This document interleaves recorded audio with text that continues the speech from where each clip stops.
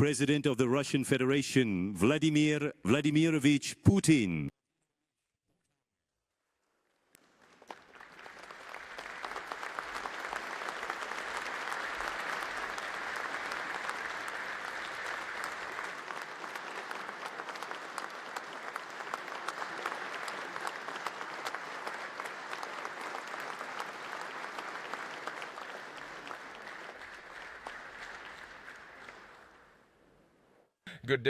Good day, esteemed ladies and gentlemen, dear friends. I welcome all of you to the 8th International Forum, Russian Energy Week. You're already communicating with each other here and have the opportunity to learn each other's positions. I am unlikely to tell you anything special that you do not already know. However, nevertheless, I will allow myself to define my position on some key issues. We are certainly glad to once again welcome in Moscow the leaders of the world's leading companies, specialists and industry experts for a substantive dialogue on the development of the fuel and energy complex. Such a dialogue is especially important in the context of intense fundamental changes in the global market, namely, such a stage is being experienced today by energy and service companies, suppliers and consumers of energy resources, and even entire states. In my speech, I will touch upon some key trends in modern energy and, of course, present our view on the challenges facing global and Russian tech. The first such challenge is the reconfiguration of global energy connections. It largely has an objective, natural character. Well, new centers of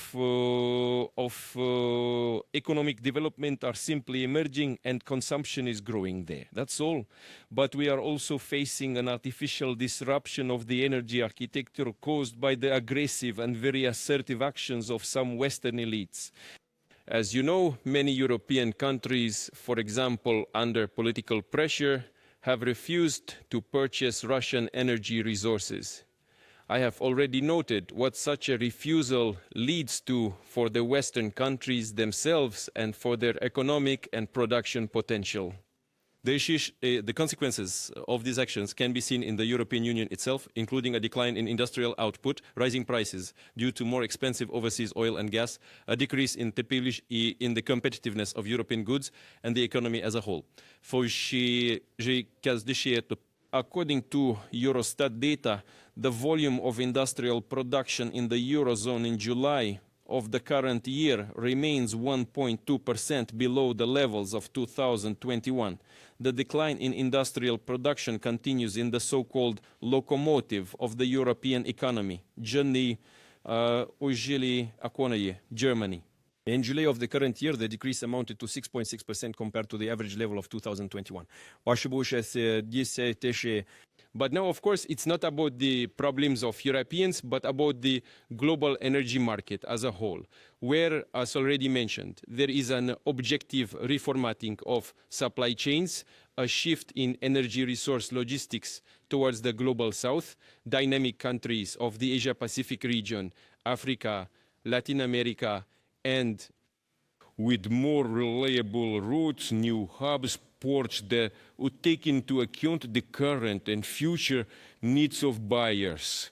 And these needs are undoubtedly growing. The global economy is growing year by year, despite any problems. The pace is changing. But it is still positive, and the needs are growing. Thus, according to estimates, global demand for oil this year will be 104.5 million barrels per day.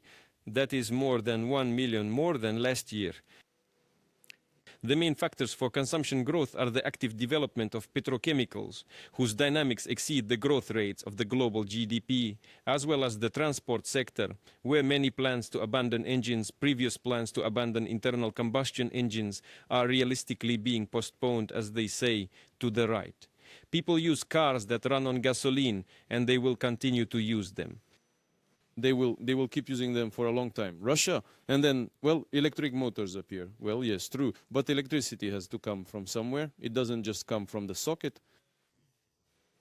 this electricity appears. It has to be produced from something, from fuel oil, from coal, and so on. Russia maintains its position as one of the leading oil producers, despite the use of unfair competition mechanisms against us. We provide about 10% of global production and expect that by the end of the year, 510 million tons of oil will be produced in our country.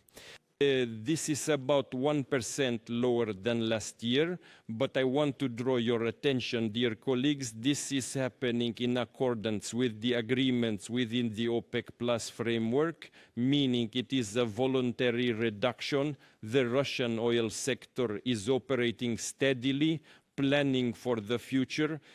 Our companies not only reliably supply the domestic market and develop oil refining, but also, considering the challenging situation externally, show flexibility and have managed to establish new supply and payment channels. If previously our export of oil and oil products was mainly focused on one consumer, the consumers of the European Union, the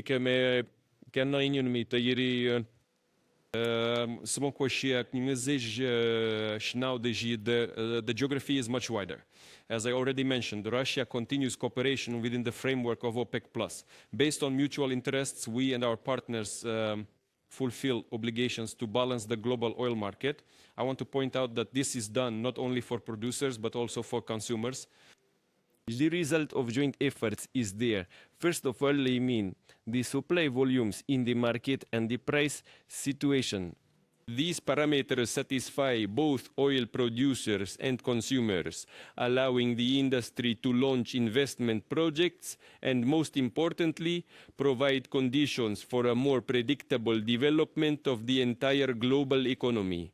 And predictability in the oil market is probably the most important thing in this sector of the global economy.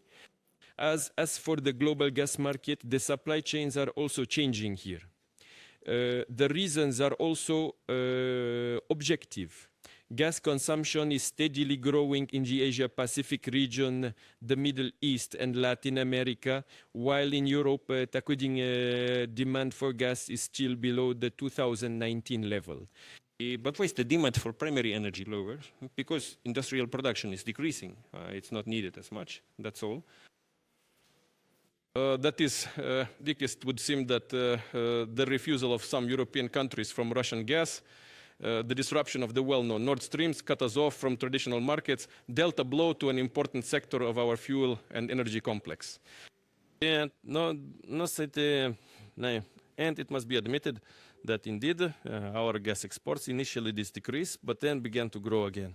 They have not yet fully recovered, but the growth is absolutely evident. The European Union's démarche only accelerated the shift in the direction of our supplies in favor of more promising, responsible buyers. Countries that know their interests and act rationally based precisely on these national interests. Our gas companies provide these markets with reliable supplies, just like the markets. These markets with reliable supplies. And as always, we have done this in all directions before. Together with partners, we are working on increasing the export potential of the Russian gas industry. And it's not just about pipeline gas, but also about LNG supplies. At the same time, we are increasing domestic consumption, which is extremely important. This includes at gas chemical enterprises being built in the Volga region, Siberia, and the Russian Far East. We are increasing the supply of natural gas to our cities and towns. For this purpose,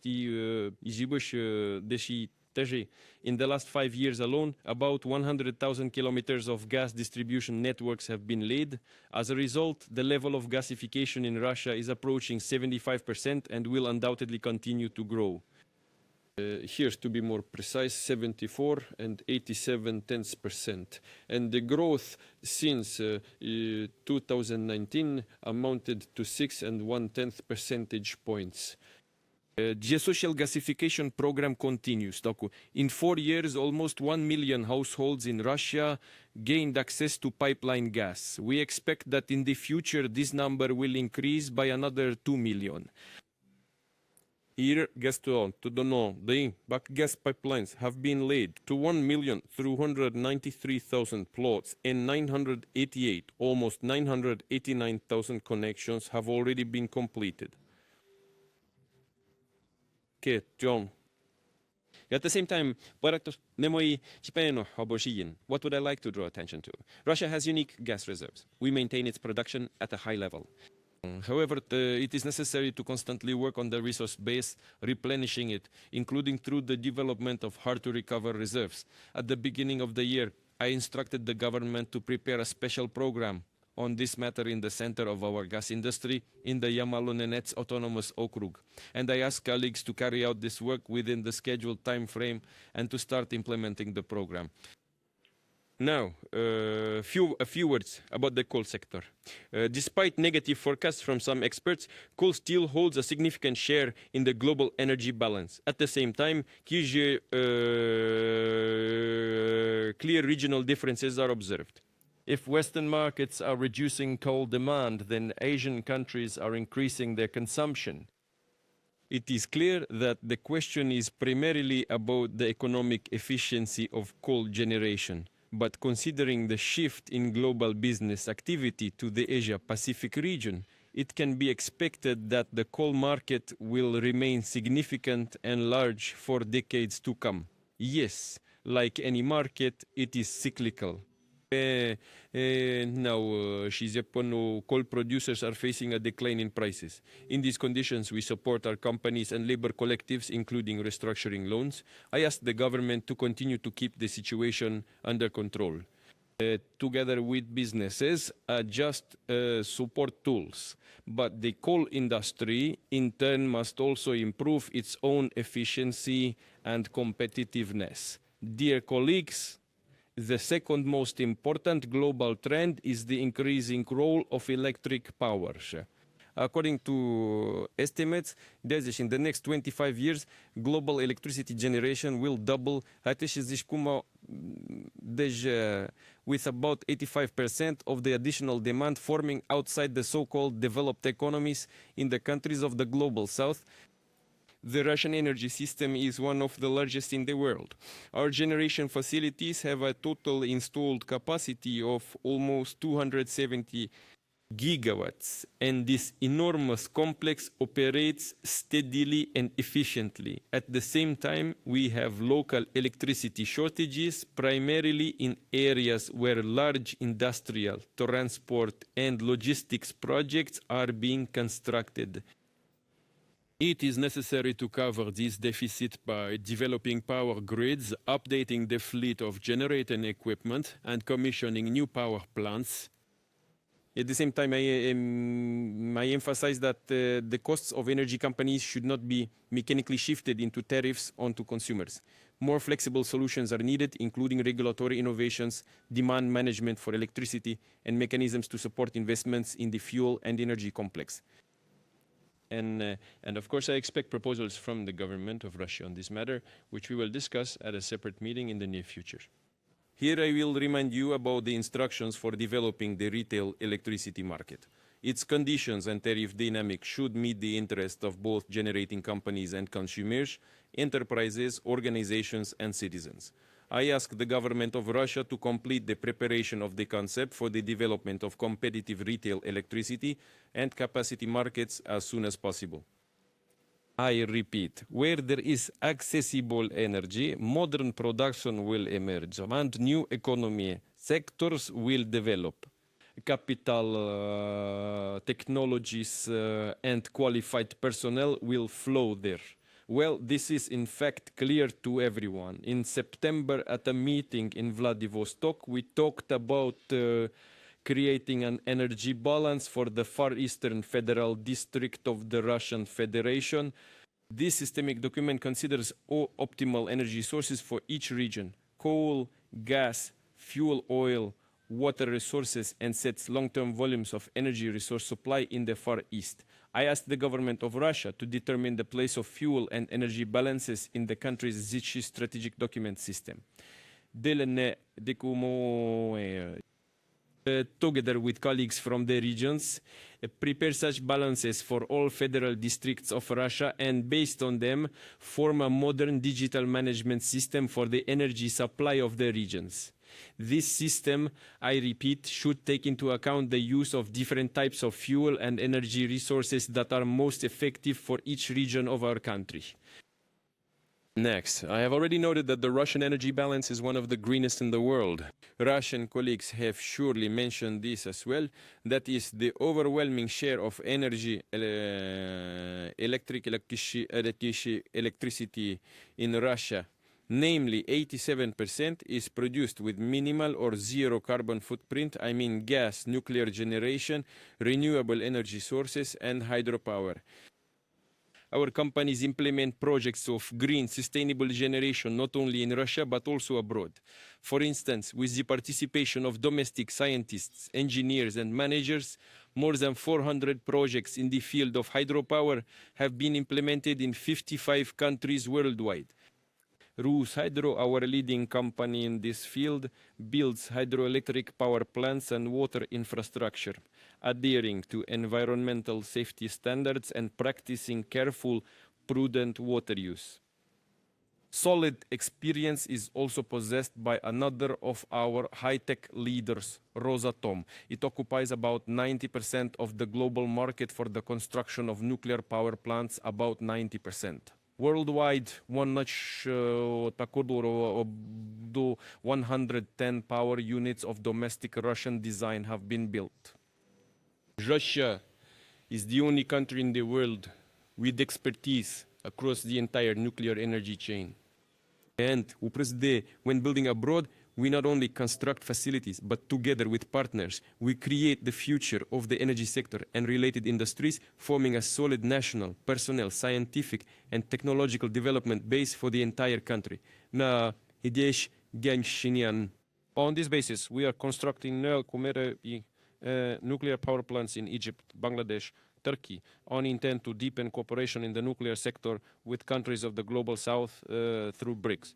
Here, we are already working very actively. Experts believe that nuclear energy will become one of the supporting structures of the future global energy balance. By the year 2050, the capacity of the world's nuclear power plants will almost double.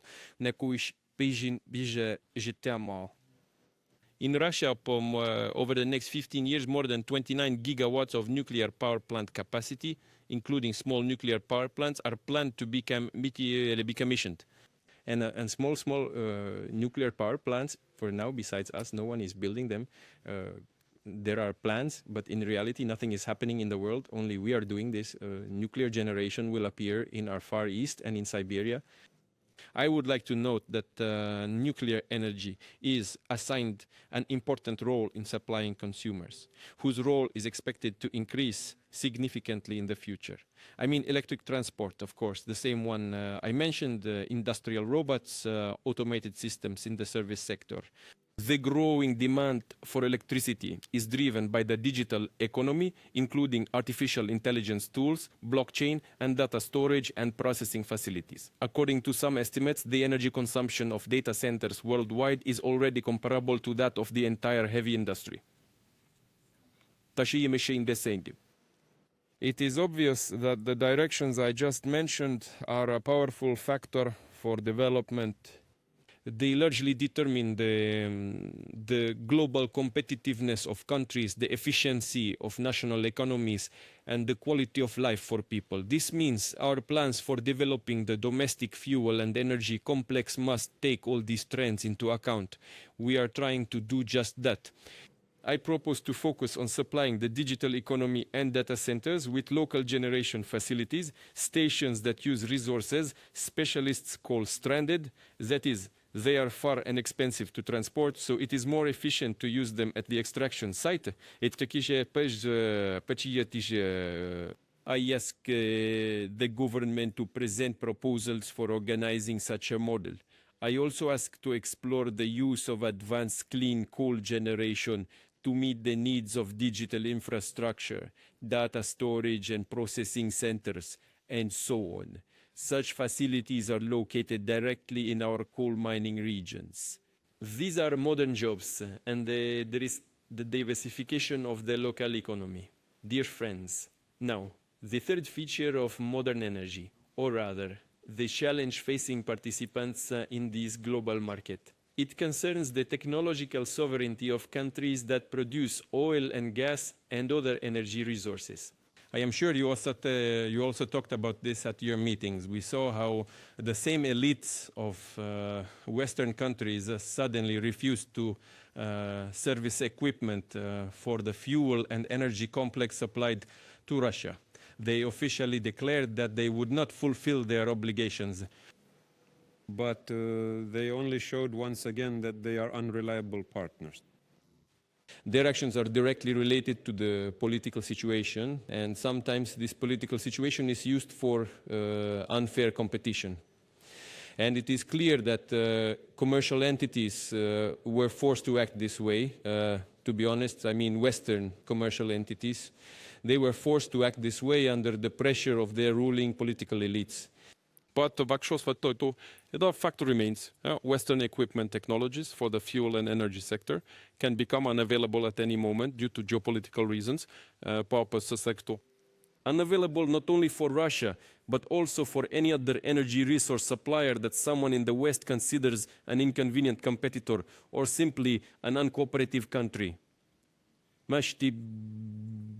We must all take this into account. These are the realities of today. I think everyone understands this perfectly well. And that means we need to actively change the status of producer countries. From equipment buyers to the status of technological leadership, to the status of technological leaders to form full-fledged energy sovereignty at the national level, from resource extraction and processing to the transportation of finished products. You know that in the Russian fuel and energy complex, processes for achieving technological leadership are already underway. Essentially, these are powerful engines of the entire domestic industry and science. Our government bodies, energy companies, enterprises, and scientific institutes are jointly discussing these issues, coordinating specific steps. And by the way, here on the sidelines of Energy Week, as far as I know, there was a meeting of the Coordination Council on import substitution of equipment in the oil and gas sector. You know what actually happened? I talked with some of our companies. Well, yes, at first, let's be honest, they were engaged in so-called reverse engineering, but then they quickly moved forward. Do you understand? And Here, they meet with some of their partners who work in the same Europe. So what? They are forced to maintain, to reduce staff. They have markets. Our main market was one of their primary ones. Well, one of the main ones. Not the main one, but one of the main ones where they sold their high-tech products. They were forced to give up. Their production is becoming unprofitable.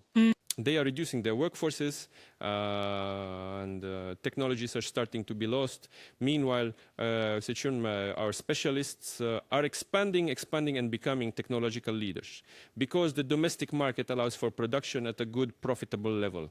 And partners are emerging worldwide who are now purchasing this equipment from Russian companies. Yesterday, they bought in Europe, and today more and more from us. And this process will continue to develop. What did they do? This bought a ticket and didn't go out of spite to the conductor. What nonsense. You understand?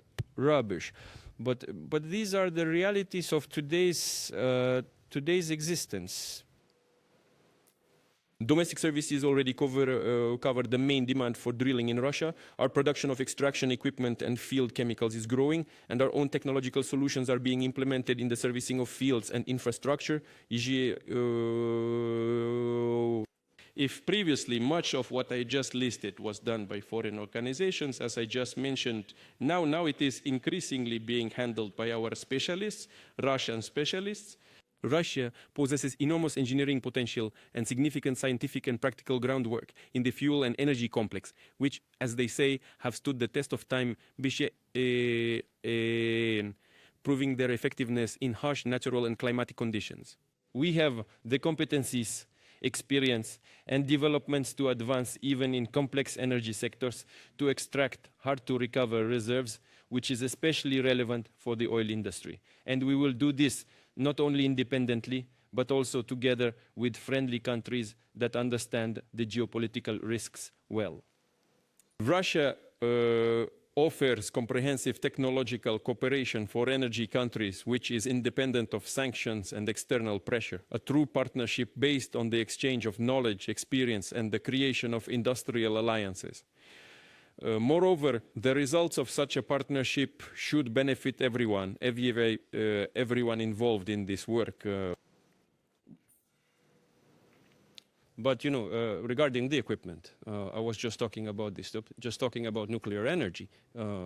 But here, Russia is truly an absolute leader, but no dependence on anyone.